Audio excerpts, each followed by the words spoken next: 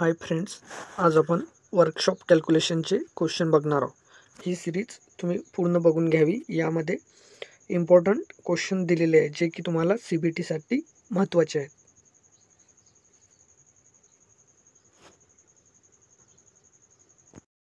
Workshop कॅल्क्युलेशनचे question चालू होणार आहे। त्यामधील पहिला क्वेश्चन आहे, what is the square root of 529 म्हणजे 529 चे वर्गमूळ किती आहे। आता वर्ग म्हणजे काय की ज्या संख्येने त्या संख्येला गुणणं, म्हणजे उदाहरणार्थ 2 गुणिले 2 जर केलं तर आपल्याला 4 भेटते। तर हा 2 काय झाला 4 काय झाला 2 चा स्क्वेअर झाला।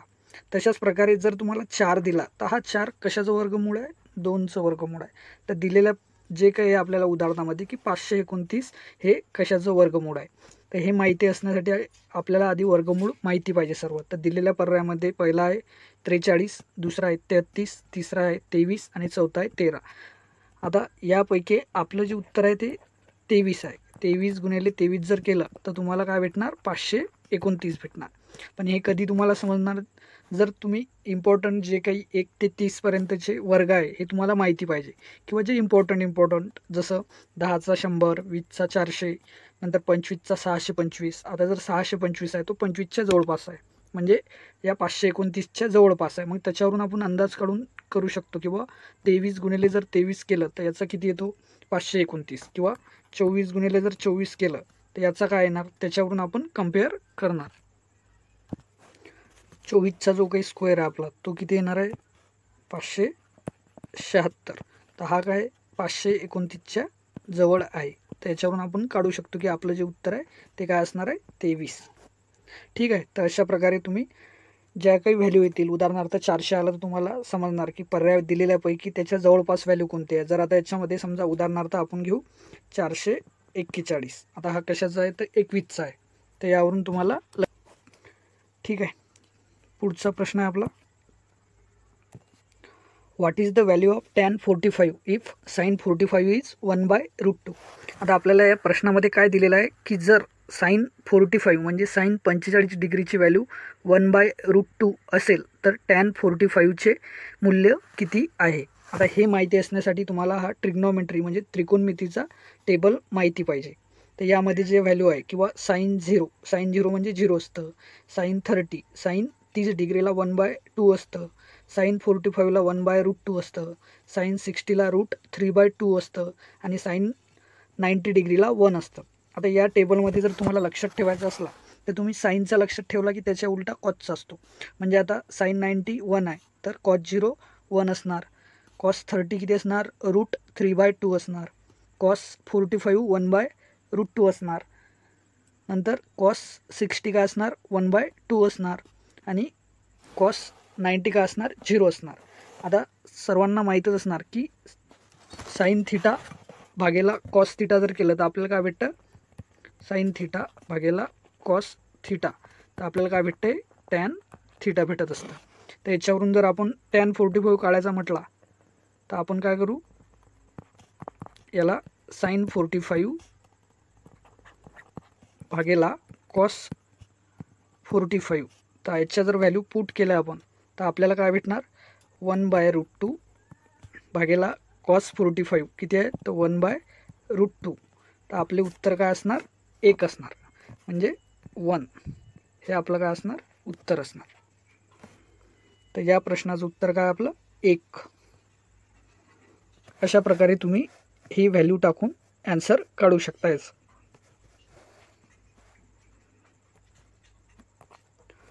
पुढचा प्रश्न, what is the side of square whose area is 625 mm²। ज्या चौरसाचे क्षेत्रफळ 625 mm² आहे त्याची बाजू कोणती असणार।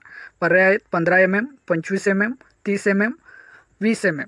आता फॉर्म्युला तुम्हाला माहीत पाहिजे, किंवा चौरसाचे क्षेत्रफळ किंवा एरिया ऑफ स्क्वेअर, तर त्याचा फॉर्म्युला काय असतो आपल्याला बाजू गुणेला बाजू। हे इथे मी टाईप करून ठेवलं आहे। जर तुम्हाला बाजू नाही तर कर्ण दिलेला असेल तर कर्ण वापरून असला तर 1/2 गुणेला डायगोनल स्क्वेअर, म्हणजे जो काही तुमचा डायगोनल असणार त्याचा स्क्वेअर त्यातला भागेला 2 केलं की तुम्हाला चौरसाचं क्षेत्रफळ भेटते। आता मगाशीच आपला जो पहिला क्वेश्चन होता 529 तो काय होता स्क्वेअरचा होता। आता हे 625 म्हणजे काय झालं तुमचं एक स्क्वेअर स्क्वेअरची व्हॅल्यू आहे. तर कशाचा स्क्वेअर आहे ते 25चा. तर हे जर तुम्हाला स्क्वेअर पार्ट असले तर तुम्ही डायरेक्टली ॲन्सर काढू शकता की चौरसाची बाजू किती असणार 25 गुणेला 25. याच्यावरून तुम्हाला काय भेटणार 625. हे तुमचं उत्तर आहे. अशा प्रकारे तुम्ही जर तुमचे स्क्वेअर व्हॅल्यू माहिती असल्या तुम्हाला तर त्याच्यावरून तुम्ही डायरेक्टली कॅल्क्युलेट करू शकता. तर यामध्ये तुम्हाला लक्षात ठेवायचं काय तर चौरसाचं क्षेत्रफळ काढायचं सूत्र काय बाजू गुणेला बाजू. पुढचा प्रश्न असा आहे की what is the unit of current, विद्युत प्रवाहाचे एकक कोणते. आता हा सगळ्यात सोपा प्रश्न आहे जो की तुम्ही ट्रेड थेअरीमध्ये पण बघितला असणार किंवा आपले जे काही मागचे व्हिडिओ आहे त्याच्यामध्ये पण हा कव्हर केलेला आहे. तर यासाठी तुम्ही सर्वांनी कमेंटमध्ये याचे ॲन्सर कमेंट करा. ठीक आहे. तर दिलेल्यापैकी जे काही तुमचे युनिट वगैरे आहे हे सर्व माहीत पाहिजे तुम्हाला. तर त्यासाठी करंटचं युनिट काय आहे वगैरे हे तुम्ही कमेंट सेक्शनमध्ये कमेंट करून घ्या. पुढचा प्रश्न convert 0.456 decimal fraction into percentage म्हणजे 0.456 दशांश अपूर्णांकाचे टक्केवारीत रूपांतर करा. तर यामध्ये काय सिम्पली आपल्याला 100 याच्यासोबत गुणाकार करायचा आहे. जसे की आता 0.456 गुणेला 100 गुणाकार केला तर आपल्याला काय भेटेल 45.6%. तर हे झालं तुमचं उत्तर, पर्याय क्रमांक ए. कारण की हे 2 शून्य आहे तर डेसिमल पॉईंट काय करणार 2 अंक सोडून पुढं सरकणार. यामुळे तुमचं उत्तर काय आहे आपलं पर्याय क्रमांक ए 45.6. पुढचा प्रश्न आहे what is the SI unit of heat. पर्याय A calorie, B centigrade heat unit, C joule, D British thermal unit. तर दिलेल्यापैकी आपलं जे उत्तर काय आहे जूल आहे. या प्रश्नाचं उत्तर काय सी जूल हीट. पुढचा प्रश्न व्हॉट आर फंडामेंटल युनिट्स. मूलभूत युनिट्स काय आहेत किंवा कोणते आहेत. पर्याय A length mass volume, B length mass area, C length pressure volume, D length mass time. तर दिलेल्यापैकी आपलं जे काय उत्तर आहे ते आपलं पर्याय क्रमांक डी आहे. तुम्हाला हे सर्व पाठ पाहिजे. आपले काय मूलभूत युनिट कोणते आहेत 7 आहेत. एक कोणतं पहिलं लांबी जे की आपण मीटरमध्ये मोजतो. ठीक आहे. दुसरं काय वस्तुमान जे की आपण किलोग्राममध्ये मोजतो. तिसरं काय टाईम जो की वेळ जो आपण सेकंदमध्ये मोजतो. चौथं काय आपलं विद्युत प्रवाह म्हणजेच काय ॲम्पियर जे की मागच्या एका प्रश्नाचं उत्तर होतं आपल्या. ठीक आहे. तर सर्वांनी कमेंटमध्ये कमेंट करून घ्यायची ॲम्पियर. नंतर काय टेम्परेचर कशामध्ये केल्विनमध्ये. नंतर पदार्थाचे प्रमाण जे की आपण मोलमध्ये मोजतो. नंतर काय प्रकाशमान तीव्रता ती कॅन्डेला म्हणजे काय CD मध्ये मोजतो आपण. तर हे तुमचे काय झाले मूलभूत एकक झाले. यापैकी जसं आता ऑप्शनमध्ये काय दिलं आहे लेंथ मास टाईम म्हणजे लांबी वस्तुमान आणि वेळ हे दिलं आहे. तर याच्यापैकी हे 3 नाही तर तुम्हाला या 7 पैकी दुसरे कोणते पण येऊ शकतात. तर हे 7 तुम्ही लक्षात ठेवायचे. हे तुमचे काय मूलभूत युनिट फंडामेंटल युनिट्स आहेत. पुढचा प्रश्न आहे which is equal to sine theta. Sine theta म्हणजे काय आहे. ठीक आहे. तर पर्याय काय आहे हायपोटेनियस भागेला opposite side, B opposite side upon hypotenuse, C hypotenuse upon adjacent side, D adjacent side upon opposite side. आता तुम्ही आकृतीमध्ये किंवा चित्रामध्ये जो की ट्रायंगल बघा हा ट्रायंगल आपला काय असा ट्रायंगल. ठीक आहे. ही झाली तुमची ॲडजसंट साईड, ही झाली तुमची अपोजिट साईड आणि हे झालं तुमचा हायपोटेनियस. ठीक आहे. तर तुम्हाला जे काही 3 मेन फॉर्म्युले आहेत साइन थिटा म्हणजे काय असते opposite side upon adjacent side. आता याच्यामध्ये काय पर्याय क्रमांक जो काही आपलं उत्तर कोणतं असणार अपोजिट साईड अपॉन हायपोटेनियस. हा आपला काय पर्याय क्रमांक बी हे आपलं उत्तर आहे. जसं साइन थिटा म्हणजे काय झालं आपलं अपोजिट साईड अपॉन हायपोटेनियस किंवा कॉस थिटा म्हणजे काय ॲडजसंट साईड अपॉन हायपोटेनियस आणि टॅन थिटा म्हणजे opposite side upon adjacent side. काय केलं आपण टॅन थिटा म्हणजे आपलं काय असते साईन अपॉन कॉस. तर sine theta upon cos theta जर केलं तर हायपोटेनियस कट होऊन जाणार आणि राहणार काय opposite side upon adjacent side. किंवा याला शॉर्ट ट्रिक म्हणून तुम्ही लक्षात ठेवू शकता लाल बटे म्हणजे किंवा लाल भागेला कक्का. ठीक आहे. म्हणजे काय, लंब भागेला कर्ण, आधार भागेला कर्ण आणि लंब भागेला आधार. तर पहिलं काय असणार साईन, दुसरं काय असणार कॉस आणि तिसरं असणार टॅन. यल म्हणजे तुमचा लंब म्हणजे काय येणार अपोजिट साईड, कर्ण म्हणजे हायपोटेनियस, ॲडजस्टंट साईडचा ए लक्षात ठेवायचा, भागेला कर्ण म्हणजे हायपोटेनियस, आणि टॅन थिटा म्हणजे काय झालं की हा कर्ण कर्ण कॅन्सल होणार आणि तुम्हाला काय भेटणार लंब भागेला आधार. ठीक आहे, याद्वारे तुम्ही हे ट्रिकने लक्षात ठेवू शकता. साइन थिटा म्हणजे काय असणार आपलं अपोजिट साईड अपॉन हायपोटेनियस. ठीक आहे, पुढचा प्रश्न आहे what is called mass per unit volume of the substance, किंवा पदार्थाच्या मास प्रति युनिट व्हॉल्यूमला काय म्हणतात. पर्याय आहेत ए वस्तुमान, बी वेट किंवा वजन, सी घनफळ, डी घनता. आता घनतास म्हणजे आपण काय डेन्सिटी, डेन्सिटी म्हणजे काय असते मास पर युनिट व्हॉल्यूम, मास भागेला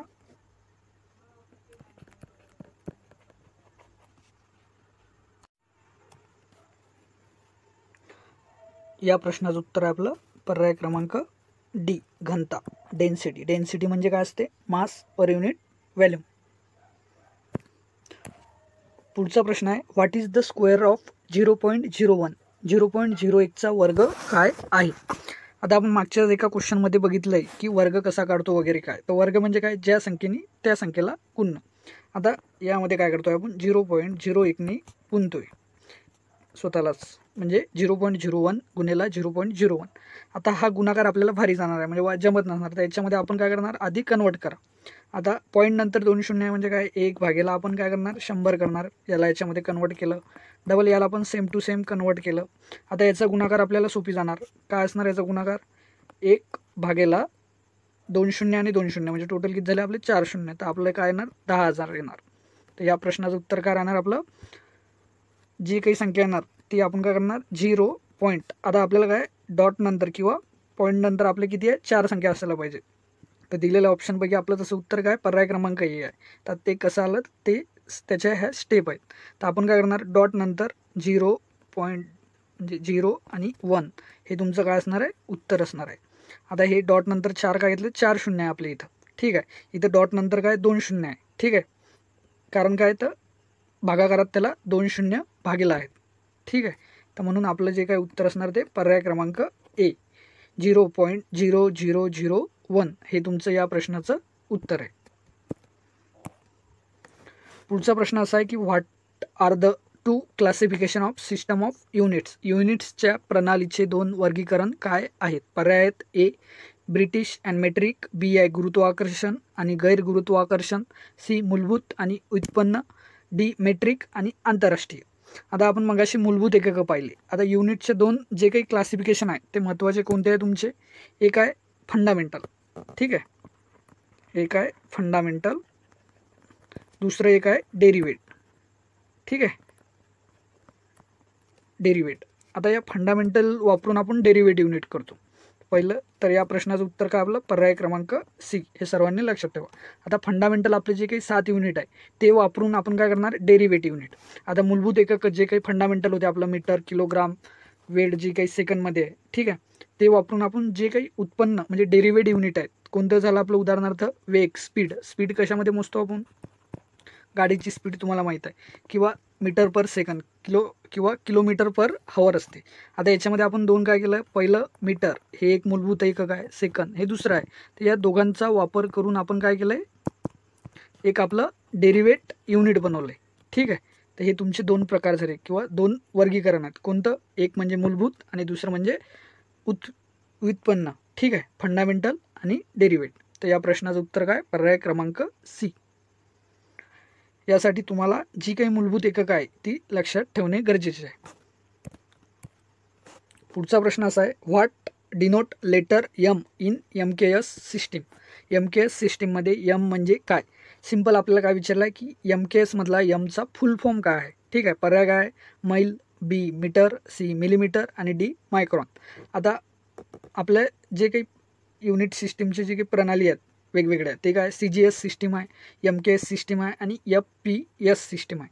आता CGS म्हणजे काय सेंटीमीटर, ग्राम आणि सेकंद, जी मूलभूत एककं वापरली जातात. मागच्या क्वेश्चनमध्ये आपण बघितलं. नंतर काय MKS म्हणजे काय असते मीटर, किलोग्राम, सेकंद. तर आपलं जे काय उत्तर काय असणार आहे मीटर. MKS मधला M म्हणजे काय मीटर आहे, तो ना मिलीमीटर आहे ना मायक्रोमीटर आहे ना मैल आहे. यामध्ये तुम्ही कन्फ्यूज होऊ शकता. नंतर काय FPS फूट, पाऊंड आणि सेकंद. याच्यामध्ये आपण FPS मध्ये काय करतो फूट, पाऊंड आणि सेकंद वापरतो. MKS मध्ये काय वापरणार मीटर, किलोग्राम, सेकंद आणि CGS मध्ये सेंटीमीटर, ग्राम, सेकंद. हे तुम्हाला लक्षात पाहिजे. आता इथं M विचारला आहे, दुसऱ्या याच्यामध्ये G विचारू शकतात किंवा CGS मध्ये G कशासाठी आहे तर तिथं तुमच्या लक्षात आलं पाहिजे. ठीक आहे. सर्वांमध्ये Hचं फुल फॉर्म काय सेम आहे, सेकंद सेकंद सेकंद. ठीक आहे. SI प्रणाली ही काय आंतरराष्ट्रीय एकक प्रणाली आहे. ठीक आहे. तर हे सर्व तुम्हाला माहिती पाहिजे. पुढचा प्रश्न, how many millimetre are there in 1 inch. एका इंचामध्ये किती मिलीमीटर असतात. तर हे तुम्हाला काय तुमच्या स्केल पट्टीवर वगैरे किंवा तुम्ही जेव्हा युनिट सिस्टीम चॅप्टर बघितलं असेल त्याच्यामध्ये पण तुम्हाला हे कन्वर्जन दिलेले आहे किंवा तुम्ही गुगलमध्ये पण एक सर्च केलं की तुम्हाला सर्व हे कन्वर्जनचा एक टेबल भेटतो. तर तो तुम्ही लक्षात ठेवा. जे बेसिक काय किंवा 1 सेंटीमीटर म्हणजे किती असणार. ठीक आहे. तर हे सर्व तुम्हाला माहिती पाहिजे. 1 सेंटीमीटर म्हणजे किती असणार तर सर्वांनी कमेंटमध्ये याचं उत्तर द्या. पर्याय काय आपले A 2.54 millimetre, B 25.4 millimetre, C 24.5 millimetre, D 2.45 millimetre. या प्रश्नाचं उत्तर काय B 25.4 मिलीमीटर म्हणजे 1 इंच. आता याच्यामध्ये कन्फ्युजिंग तुम्ही होऊ शकता 24.5 आहे की 25.4 आहे. तर हे तुम्हाला लक्षात ठेवावं लागेल. ठीक आहे. तर आपलं उत्तर काय 25.4. हे तुम्ही कमेंट करायचं आहे. याचं 1 सेंटीमीटर म्हणजे किती MM असणार.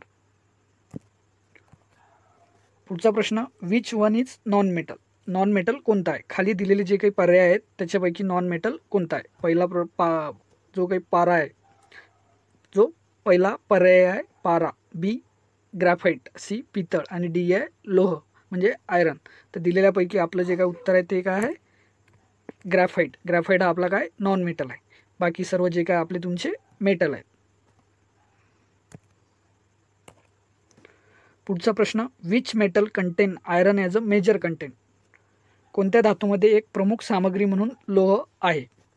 प्रश्न असा आहे की खालीलपैकी जे काही पर्याय आहेत जसं पितळ धातू, कास्य धातू, जस्त आणि फेरस मेटल, यामध्ये असं कोणतं मेटल किंवा कोणता धातू आहे की ज्याच्यामध्ये लोह हे मेन कंटेंट आहे म्हणजे महत्त्वाचा पार्ट आहे म्हणजे जो जास्तीत जास्त वापरला गेलेला आहे. तर दिलेल्यापैकी आपलं जे काही उत्तर आहे ते काय फेरस मेटल. ठीक आहे. आता सर्वांना माहीत आहे की जे आयरन आहे, आयरनचा आपला सिम्बॉल काय असतो Fe. त्याच्यावर आपण लक्षात ठेवू शकतो की फेरस मटेरियल काय असणार त्याच्यामध्ये लोह आयरन हे जास्त प्रमाणात वापरलेलं आहे. पुढचा प्रश्न, which is very good conductor. कोणता चांगला कंडक्टर आहे. पर्याय आहेत A तांबे, B कास्ट लोह म्हणजे कास्ट आयरन. इथं Cच्या जागी B झालेलं आहे. C मध्ये काय आपलं जे काही पर्याय आहे लोखंडी किंवा लोखंड डायरेक्टली. ठीक आहे. नंतर D आहे स्टील. तर दिलेल्या पर्यायापैकी कोणता चांगला कंडक्टर आहे. तर याच्यापैकी आपलं जे काय उत्तर काय आहे पर्याय क्रमांक A कॉपर, तांबे हे काय आपलं चांगला म्हणजे गुड कंडक्टर आहे या दिलेल्या ऑप्शनपैकी. ठीक आहे. पुढचा प्रश्न, what is the area of rectangle whose length and breadth are 10 centimetre and 8 centimetre respectively. आयताचे क्षेत्रफळ काय आहे ज्याची लांबी आणि रुंदी अनुक्रमे 10 सेंटीमीटर आणि 8 सेंटीमीटर आहे. पर्याय आहेत A 75 centimetre square, B 80 centimetre square, C 85 centimetre square, D 90 centimetre square. तर तुम्हाला आयताचं क्षेत्रफळ काढायचं आहे आणि त्याच्यावरून तुम्हाला उत्तर द्यायचं आहे. आता त्यासाठी तुम्हाला फॉर्म्युला माहिती पाहिजे. तर आपला फॉर्म्युला काय आहे आयताचे क्षेत्रफळ म्हणजेच काय असते लांबी गुणेला रुंदी. ठीक आहे. लेंथ गुणेला ब्रीथ. आता यासाठी तुम्हाला गुणाकार सुद्धा आला पाहिजे. तर आपल्याला काय करायचं आहे 10 गुणेला 8 म्हणजे लेंथ गुणेला ब्रीथ. ठीक आहे. हे झालं तुमचं एरिया ऑफ रेक्टँगल आयताचं क्षेत्रफळ. तर 10 गुणेला 8 केलं की तुम्हाला काय भेटणार 80. आणि जसं पहिल्या 10चं सेंटीमीटर, दुसऱ्या 800 सेंटीमीटर. तर हे सेंटीमीटर गुणिले सेंटीमीटर केलं की आपलं काय होतं सेंटीमीटर स्क्वेअर. तर अशा प्रकारे तुमचं उत्तर काय बी 80 सेंटीमीटर स्क्वेअर. यासाठी तुम्हाला फॉर्म्युला लक्षात असणे गरजेचं आहे. याच्यापैकी तुम्हाला रँडमली कोणती पण व्हॅल्यू येऊ शकते. जसं इथं 10 सेंटीमीटरच्या जागी 5 येणार, त्याच्या जागी 4 येणार, तर मग काय असणार तुमचं उत्तर 20 असणार. ठीक आहे, सेंटीमीटर स्क्वेअर. अशा प्रकारे तुम्ही उत्तर काढू शकता. पुढचा प्रश्न, what is the perimeter of rectangle whose length and breadth 20 centimetre and 18 centimetre, ज्याची लांबी आणि रुंदी 20 सेंटीमीटर आणि 18 सेंटीमीटर आहे, अशा आयताची परिमिती काय आहे. आता यासाठी सुद्धा तुम्हाला फॉर्म्युला माहीत पाहिजे. आयताची परिमिती काढण्यासाठी मी इथं टाईपमध्ये करून ठेवलं आहे. आपल्याला आयताची लांबी आणि रुंदीची बेरीज करून त्याला 2 न गुणावं लागतं. ठीक आहे, आयत आपला जो काही आहे त्याची आपल्याला पेरीमीटर काढायचं असलं, ठीक आहे, तर आपण काय करणार, समजा P इज इक्वल टू किंवा आयताची परिमिती इक्वल टू काय असणार 2 गुणिले त्याची लांबी गुणिले रुंदी. तर या सूत्रामध्ये जर व्हॅल्यू टाकली 2 गुणिले लांबी प्लस इथं काय असणार प्लस असणार 2 गुणिला लांबी प्लस रुंदी. आता लांबी किती आहे 20, रुंदी किती आहे 18, तर आपल्याला काय भेटणार 2 गुणिला 38. याचा गुणाकार केला तर 8 दुणे 16, 6 हातचा आला 1 आणि 3 दुणे 6 ने 1 7 आणि सेंटीमीटर गुणिला सेंटीमीटर म्हणजे किती असणार हे सेंटीमीटर स्क्वेअर. सेंटीमीटर येणार, इथं स्क्वेअर येणार नाही. इथं आपण गुणाकार केला नाही त्यामुळे आपलं काय येणार स्क्वेअर येणार नाही, ते की आपण एरियामध्ये काढतो. तर इथं काय होणार आपलं 76 सेंटीमीटर हे आपलं काय असणार उत्तर असणार.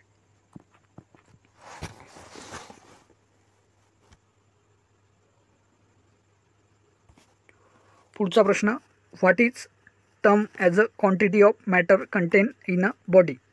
पर्याय A mass, B specific gravity, C density आणि डी व्हॉल्यूम.